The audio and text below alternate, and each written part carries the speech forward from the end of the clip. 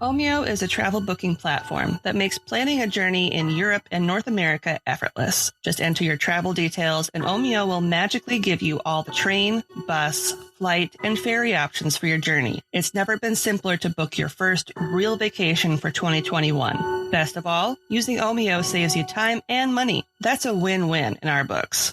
Omio wants to help you leave your house this summer by offering 5% off your next booking. Just head to omio.com and use the code OMIO5 at checkout. Valid until July 31st for new users on all modes of transport. It's just the pick-me-up 2021 needs. Omio. Plan, book, and love the journey. Terms and conditions apply. The Oracle Network.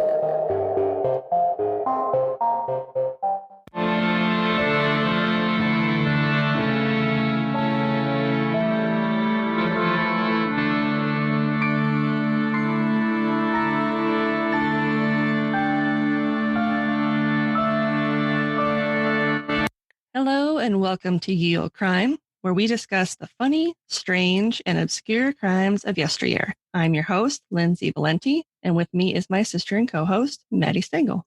Hello. Hi. How are you? I'm good. Yeah? Mm-hmm. I am also pretty good. I'm a little toasty, but that's all right. Same. The air in my office is terrible. And I record in a closet, so it's pretty insulated. So we're awesome. That's Yep. what you're saying. Yes. So this week is our last week of listener requests. We've finally reached the end. We've finally done it. Yep, we did it. We made it. We did it. Yay. We made it. Looks like we made it. And this week's episode is going to be dedicated to Christina of the Crime Lore podcast. And she didn't pick a topic, so I chose one for her that I thought she might like. So hopefully she likes it. Fingers crossed. We're going to be discussing lover's eye jewelry. Ooh. I think you'll actually dig it. Lover's eye. Sounds ominous. Dun, dun, dun. Dun, dun, dun. All right. Information was pulled from the following sources. 2020 JSTOR Daily article by Allison C. Meyer. 2019 Artsy article by Alexa Gotthard. 2019 Forbes article by Kyle Roderick. 2018 Katie Considers blog post. 2014 National Jeweler article by Michelle Graff. 2012 Birmingham Museum of Art exhibition article. 2012 In Collect article by Graham C. Bottcher, one of those. One of them.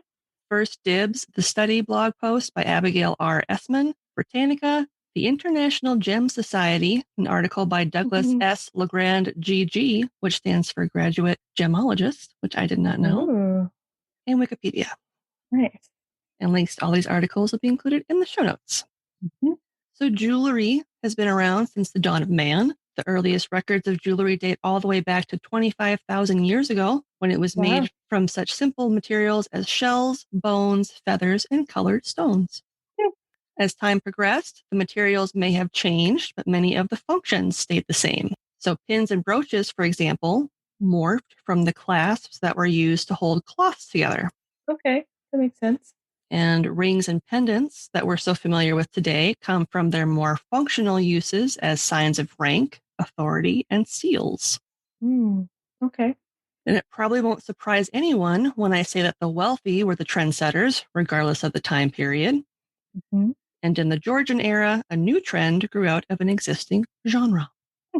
So portraits have been a popular piece for centuries, and it was and continues to be quite common to have tiny portraits of your loved one as part of your daily adornments. Mm-hmm.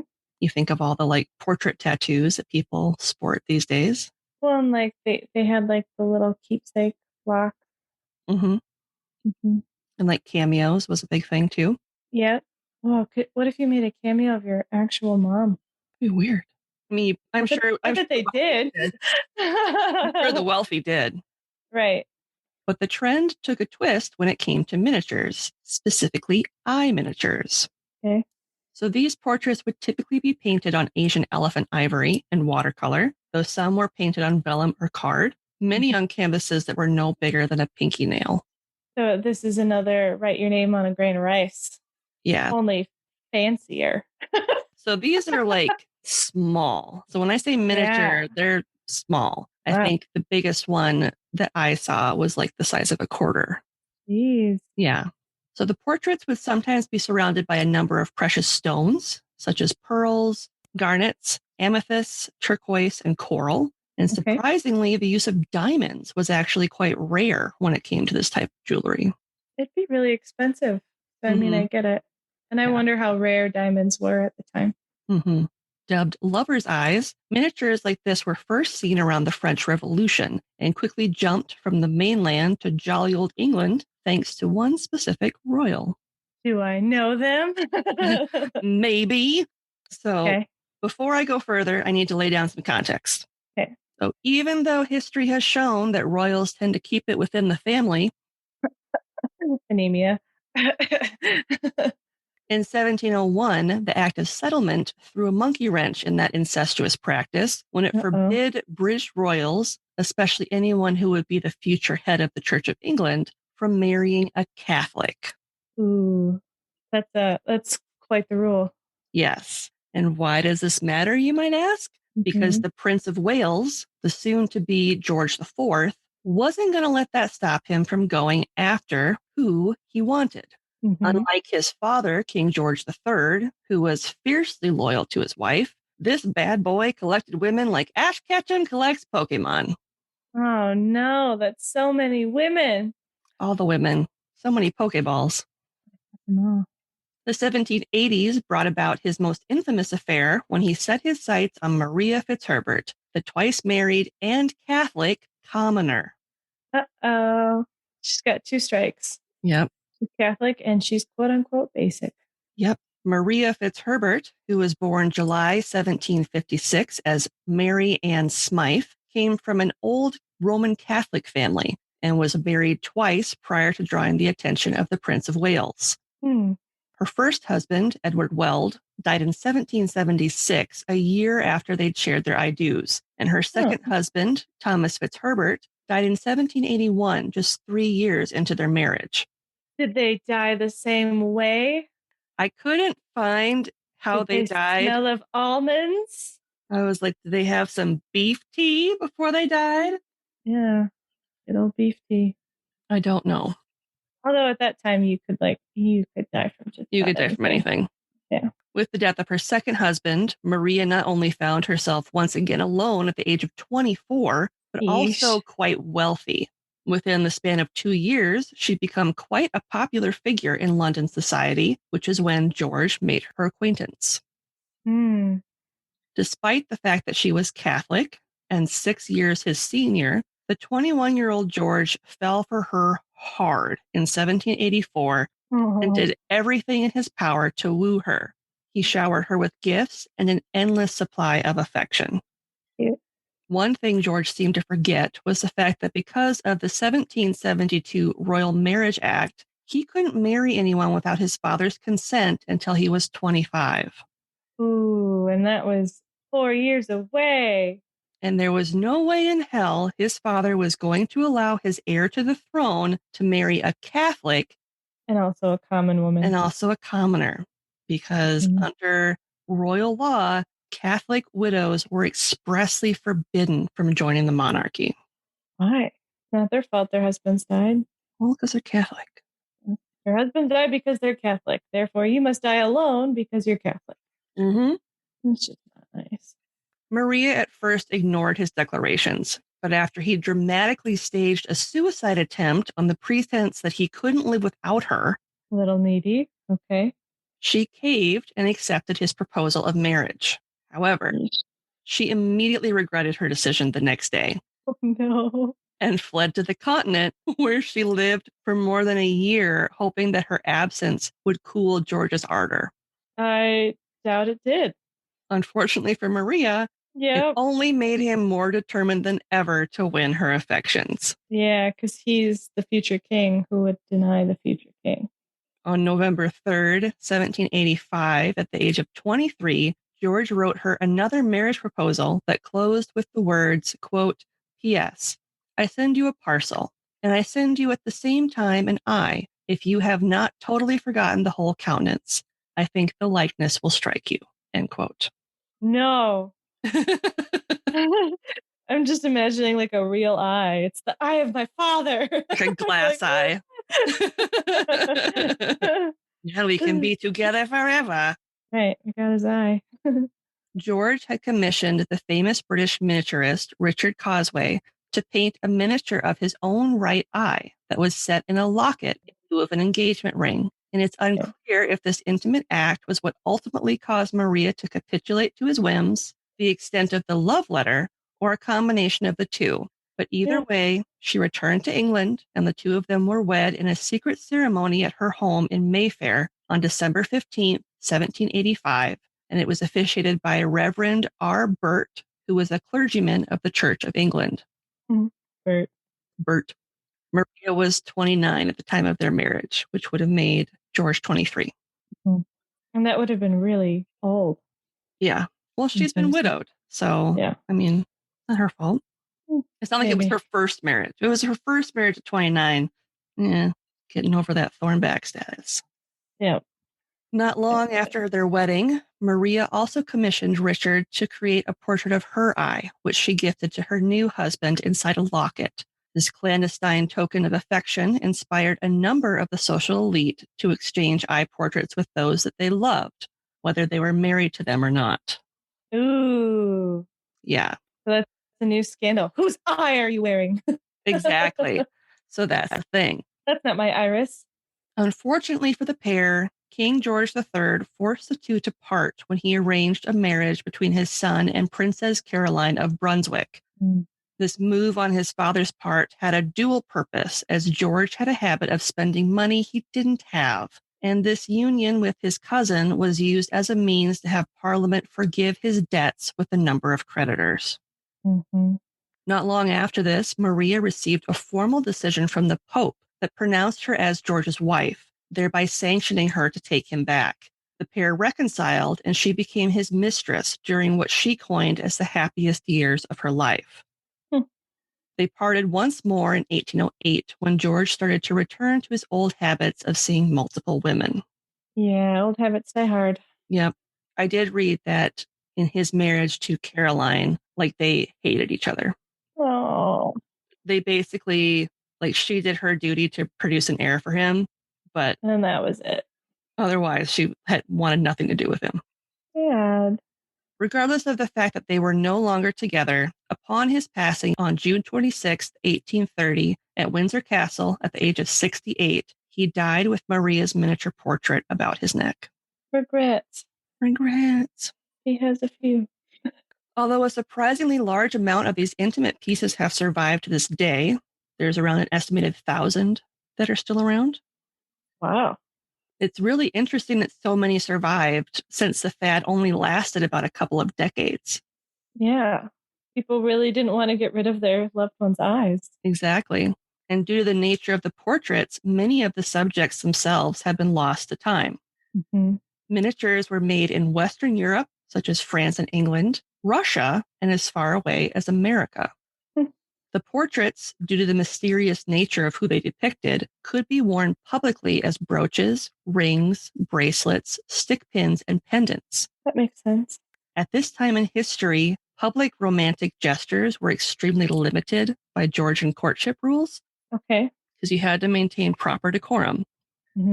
But with the introduction of lovers' eyes, one was able to circumvent this ritual to an extent and keep their lover close. Oh.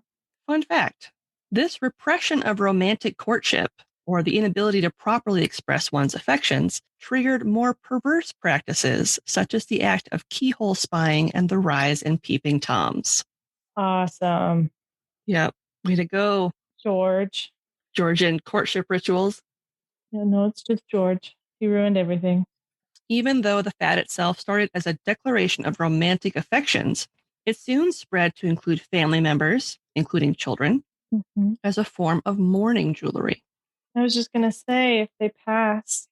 Oh, creepy, but cute, but like...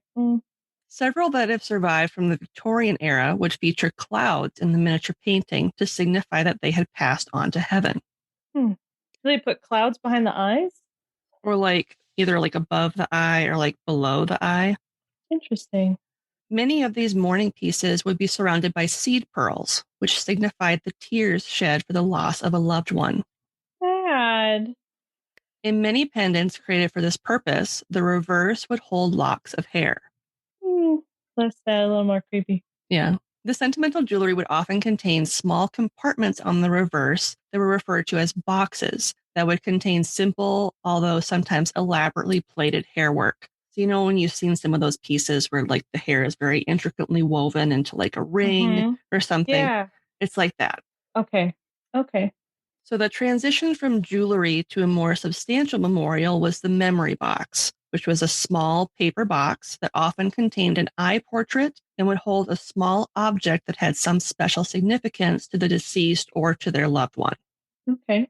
The fad started to wane when Queen Victoria was crowned in 1837, but the practice never died out entirely.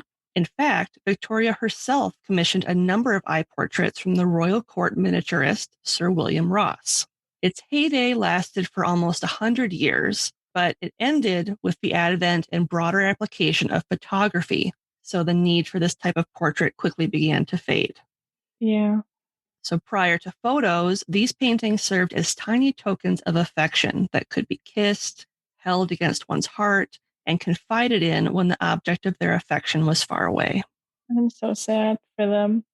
Many artists who created these intricate and realistic depictions of the subject's eyes have been lost to history, but by far the most popular are Richard Cosway and George Engelhardt. New York-based Alice Quartler, I hope I said that right, who is an antique jewelry dealer, is quoted in the study blog post as saying, quote, "Lovers' eyes are compelling pieces of wearable art. They suggest an intimate relationship between two people, since the identity of the loved one is not revealed. Only the wearer knows whose eye it is," end quote.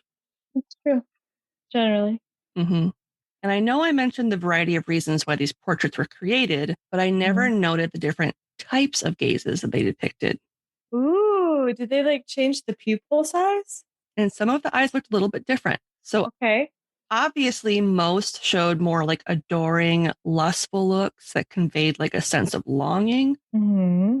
But some took on a bit of a darker tone, such as one of censure or surveillance, almost as if attempting to exert a form of control over the wearer, such as ensuring they don't commit acts of infidelity. Gross. George would have done that. Yeah. If he himself did that, like he just turns his eye away. Other objects that incorporated lover's eye portraiture included toothpick containers, snuff boxes, and other small containers that could be kept and easily hidden on one's person without having to be worn.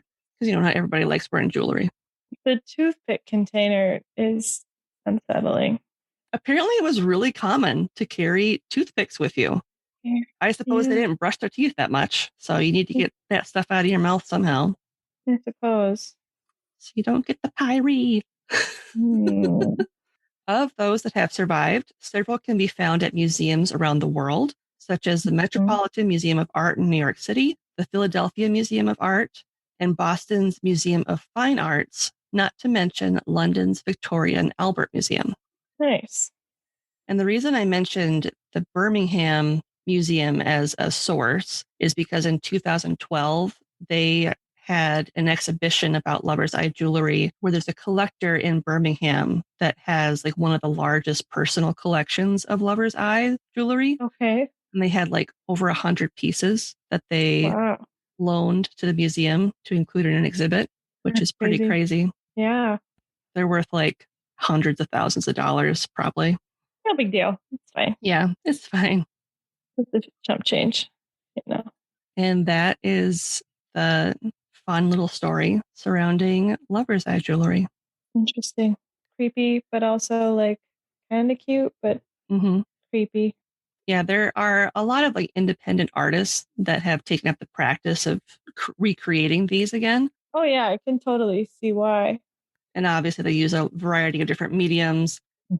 For various reasons, you cannot use ivory anymore to create these. Yeah, please don't. So, please don't do that. And actually, I read somewhere that if you happen to find a piece that was made on elephant ivory and you wanted to purchase it, you'd have to get like a special certificate saying, I'm a bad person and I want this. Or just saying that you obtained this piece legally and that you didn't buy it illegally. So if you were to say buy it in Europe and come over to America with this piece of ivory and someone were to stop you and be like, what the fuck? What the hell, man? you could be like, I legally purchased this. I have the certificate that says, but buying one today is, like I said, not great. Thousands of dollars, if not hundreds of thousands of dollars to find one that's original. Yeah. So, yeah. Crime Lore is a bi-weekly podcast that examines the intersections of folklore and true crime. Hosted by two trained folklorists, each episode starts with some piece of folklore. An urban legend, a murder ballad, a bunch of jokes. And then we look at the crimes that may have inspired that folklore. Do murderers really hide in the back seats of unsuspecting victims' cars? Is it really necessary to check your kids' Halloween candy? Is it ever appropriate to joke about murder? Along the way, we talk about what this folklore and these crimes tell us about our culture. What do they tell us about our anxieties, our perceptions, and our overall worldview? So check out Crime Lore at crimelorepod.com or on most major podcasting apps. And always check your backseat. Ostension happens. This week's podcast plug is the Crime Lore podcast by our friend Christina. And what I love about this show is that it takes common urban legend tropes, like the babysitter who was killed when the caller is inside the home. Yep. That type of stuff. And it interjects real life stories that either inspired the legend or kind of spawned off of the legend. Ooh, okay. She'll go into the urban legend itself and then incorporate a case that has either similar structures to it. Okay. Yeah. Or was the one that inspired the urban legend itself. Interesting. So it's a pretty fascinating twist on the true crime genre. Mm-hmm. So if urban legends and true crime, like the Babysitters Club, if that's something that you are intrigued by the idea of having the two merged together, you should definitely check out Crime Lore. Or Are You Afraid of the Dark? That's more apt. Yeah, it's kind of like that. Yeah. Yeah. So we'll have a link to that show in the show notes. It's really good. Go check it out. And this week's listener question is going to require some Googling on our parts. No. Learning. Why? The Cynic's Guide to Disney podcast wants to know. So obviously we're Leos. Obviously. They want to know famous serial killers that are also Leos. What is similar about them? Oh, man. If I remember right, actually, there aren't many. There aren't many. But interestingly enough, Elizabeth Bathory is a Leo who was accused of being a serial killer, although we kind of debunked that in our episode where we covered her. Well, I could just say I, too, like to bathe in blood. No. Gross. I love that blood.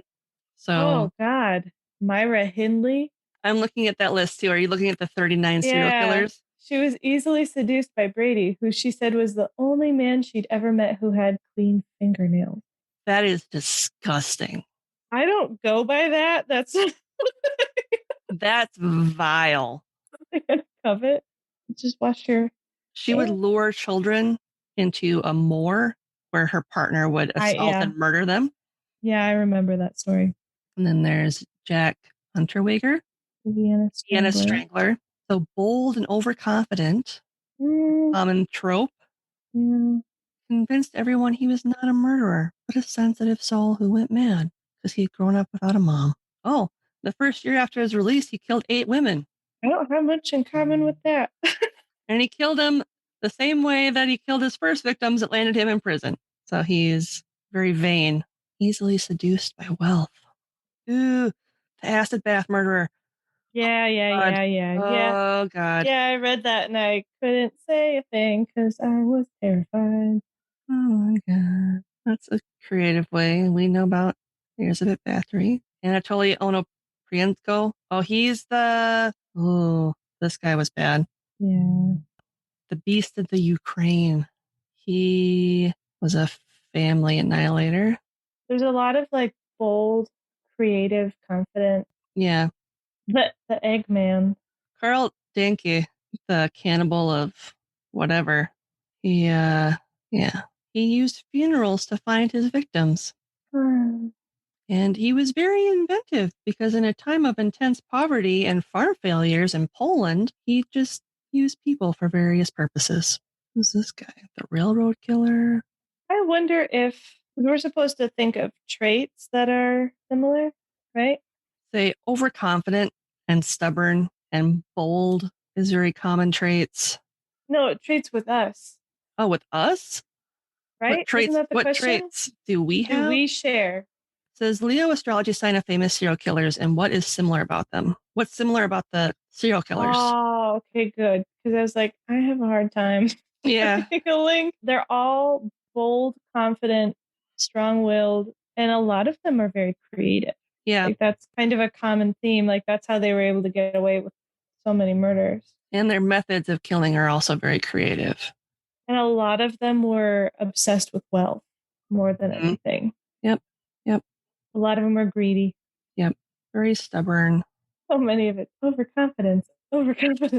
Yeah. Bold. Like perceived generosity as well. That was the thing that struck me too, is they were very two-faced. Like they would be very generous, but at the same time turn around and like murder you in a horrific manner. Be overconfident, believe they couldn't be caught by police. They were smarter than the police. Oh, the Cleveland Strangler.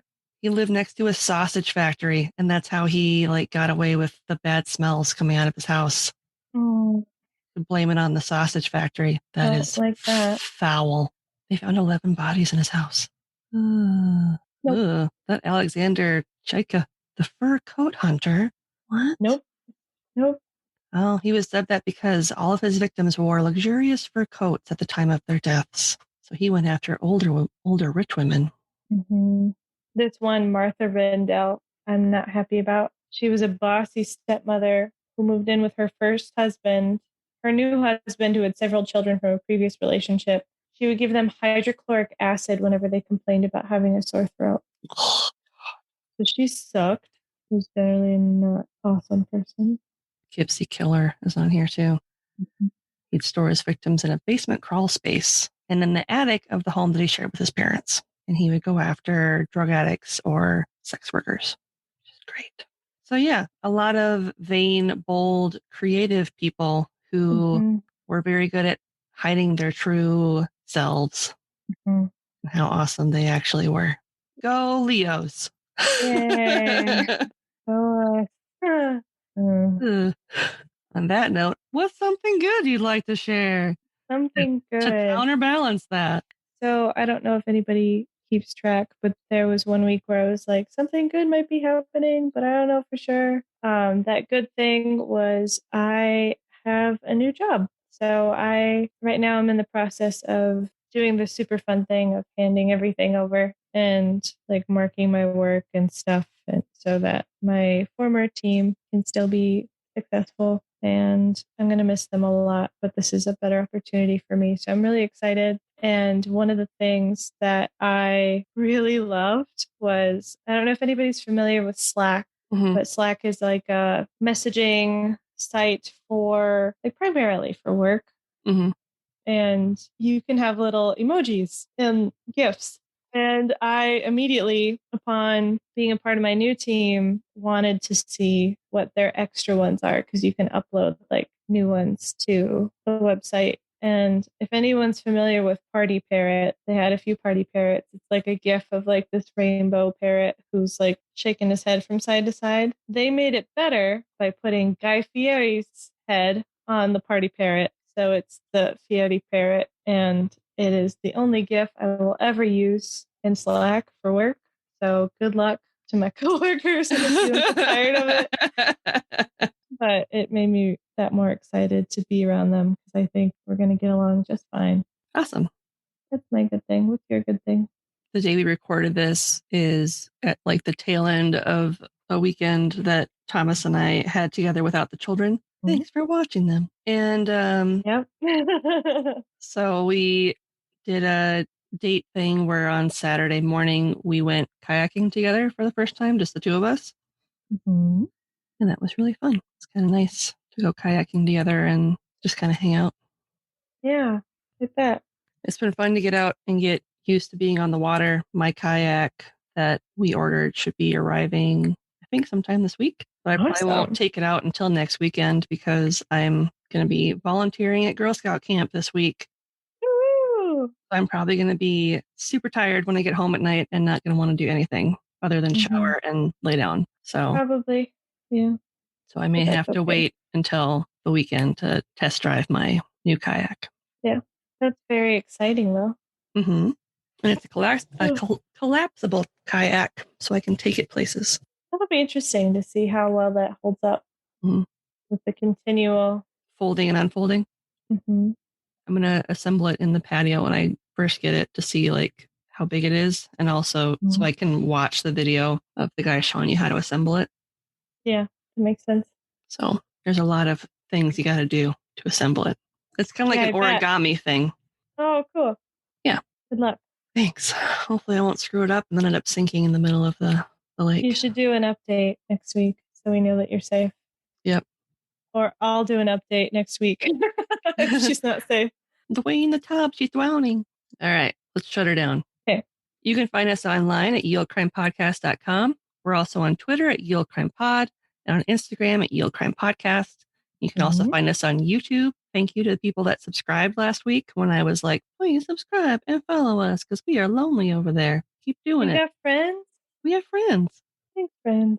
You can also send us some snail mail to our P.O. box, which has been very, very lonely. So lonely. That's true. We still haven't gotten our trampoline and clock's ticking. So I don't know if anybody... Yeah, could you imagine? That'd be so cool. But no, it's probably not gonna. But if you want to... I mean, it's not, but you can if you want. This like, I don't know. It's fine. But fine. Like a card is cool too. Thanks. We like cards. Thanks. If you want to send us something, you can do so at Yield Crime Podcast, P.O. Box 341, Wyoming, Minnesota 55092. You can also email us. You should submit some questions because they are fun to answer, and you get a shout out on the show for sending us a question. Yep. So you can email us at yieldcrimepodcast@gmail.com. You can also support us by leaving a 5-star rating and review for the podcast, which is free, such as this one from Tallulah Von Duve from Great Britain, where she says, true crime, but not as intense. 5 stars. Nice. I love older cases because they feel like childhood stories or legends. They are a little easier to digest after a long day. Check out this wonderful podcast. Definitely recommend. Oh, thank you. Thanks, Tallulah. If you'd like to support us financially, you can do so on Buy Me a Coffee to leave a one-time donation. You can also join us on Patreon for as low as $1 a month. That gets you early ad-free access and so much more if you decide to donate at the $5, $10, or $15 tiers. There is going to be a sale at TeePublic. Sale. Where you can enjoy 35% off everything in our store from July 21st to the 25th. You should get on over there. I reactivated some designs by listener request. So if you would like them, check it out. And on that note, as always, I'm Lindsay. And I'm Madison. And we'll see you next time with another tale as old as crime.